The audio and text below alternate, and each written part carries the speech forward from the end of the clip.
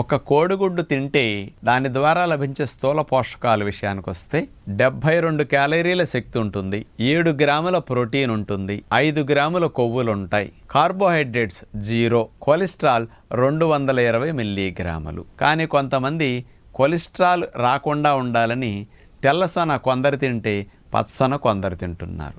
మరి తెల్లసొన తిన్న వారికి ఏమేం పోషకాలు అందులో వస్తాయి అంటే 17 క్యాలరీల శక్తి మాత్రమే వస్తుంది 72లో వైట్ సొనలో. అలాగే 4 గ్రాముల ప్రోటీన్ వస్తుంది, కొవ్వు రాధిక, కొలెస్ట్రాల్ రాధిక.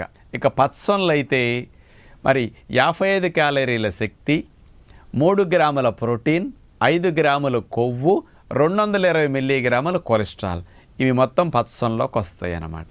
అందుకని ఏ సొన ఎవరు తింటున్నారో వాళ్ళకి అవగాహన కొరకు క్లియర్గా సెపరేట్ చేసి అందించడం జరిగింది.